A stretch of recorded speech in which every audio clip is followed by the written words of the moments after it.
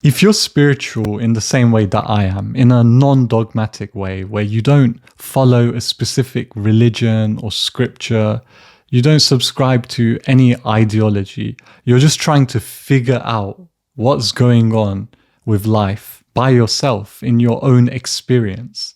Of course, you take bits and pieces from everywhere, but ultimately, the decision or the discovery of what reality is yours to make. Nobody can tell you what's going on. You have to find out for yourself. And if you're like this, you can also feel really lost at times. And this isn't necessarily a bad thing, but it's something that I want to acknowledge because I've been feeling that recently and just now coming out of it. And this lost feeling is more like you're trying to derive meaning from the universe. You're trying to figure out, what is it all for? Why am I suffering? What is the point of all of this suffering?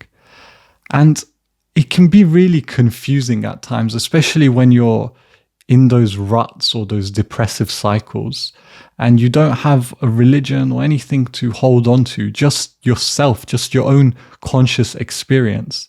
What do you grasp onto in these moments? What can you hold on to pull you out of your suffering? There's no God or heaven or even hell or nothing that says it's going to get better. And there's a big possibility it could get worse as well. Your kind of primate brain will just always think of like worst case scenarios, always problem solving. And there's no promise of a better tomorrow. What do you hold on to? What can be your hope? What can be the thing that you use to move forward? And this is the question I've been asking myself for a long, long time. And the answer is not satisfying. It is quite satisfying, actually, in some ways, but in other ways, it doesn't scratch that itch, the itch that you have to make meaning of what's going on. It's more of a fact about reality, just a concrete like axiom. There's no real reason behind why it works this way, but it just happens to work this way and to our benefit. What am I talking about? I'm talking about how suffering inevitably leads to love. When you pay attention to it, when you are conscious of your own suffering. And look, this isn't a why per se. It's not a thing to, I guess, hold on to. It's not ideology. It just happens to be the case. And I've experienced this in multiple cycles of just going down into those deep like ruts and feeling this despair. And then coming out feeling more loving, more overjoyed. But what's actually going on? Like, I want to walk you through how it kind of like clicked for me, seeing these kind of deeper, darker periods of your life. So you're laying down and you're just thinking to yourself, I feel horrible. Like, I feel awful. I just feel weak. I don't want to do anything. I have no motivation. Like, I've read all this spiritual stuff before, but like, I'm like just in the depths right now. So nothing is penetrating into my mind at this point. And so I'm just sitting there just like, why should I get up? Like, why should I do anything? Why should I even go brush my teeth and like take care of myself? Why should I be loving towards myself? These are the type of thoughts that are coming into my mind during these periods. And as I pay attention to my suffering,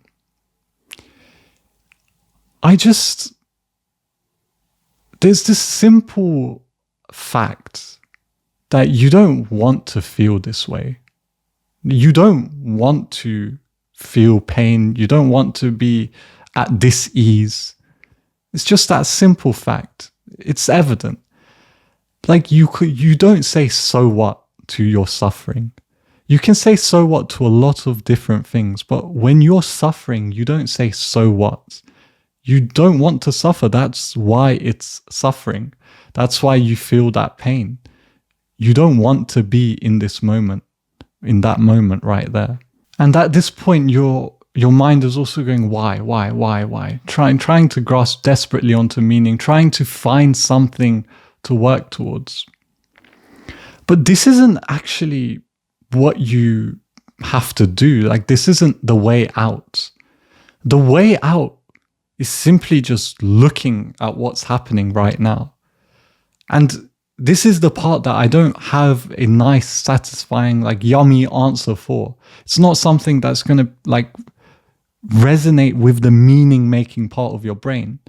But it's just that when you look at what happens is you're suffering. You don't want to suffer. And as you watch your suffering, you'll notice that desire to not want to be there, to be kinder to yourself and to be kinder to other people will arise from watching your suffering. And look, it doesn't happen instantly. It just happens, I guess it depends on the quality of your awareness and for how long you're sitting with it. It depends on a lot of factors. But if you stay with it, if you stay with your suffering, if you watch it intently, you'll realize that it breeds a sympathy or an empathy or just an appreciation for happiness of yourself and other people. It just inevitably leads to that. And this has happened every single time. I mean, every single time you've had a rut, you've also come out of that rut. You've also experienced the highs and the good aspects of life as well. It can't have just been all bad in your life. If it was all bad, like you wouldn't be around now. You would have not wanted to live anymore. It would have been too difficult. There must be a reason, something keeping you here. And that reason is an appreciation for your life, for your existence. And just a sense of like empathy that you just develop from your suffering. You're just like, damn, man, like I don't want to experience this anymore. And this sucks. And I don't want other people to experience it as well because I've felt it. And so you learn to be loving. And look, it's not straight away, like I said. This happens over the course of your whole depressive cycle or whatever it may be. And it happens quicker the more you pay attention to your suffering. But what your brain can do is get lost in the thoughts and keep asking why? Like, why should I do this? Why should I be loving towards myself? And yeah, I'm just here to say, like, it's not the right question to ask. Next time you're in one of these cycles, just pay attention to what's actually happening without trying to make meaning of it, without trying to grasp onto hope. Just see what's happening now and you might find yourself more hopeful because it is the nature of reality for you to become more loving towards yourself and towards other people. That's about it from me. Hopefully you enjoyed this video. And as always, peace and love.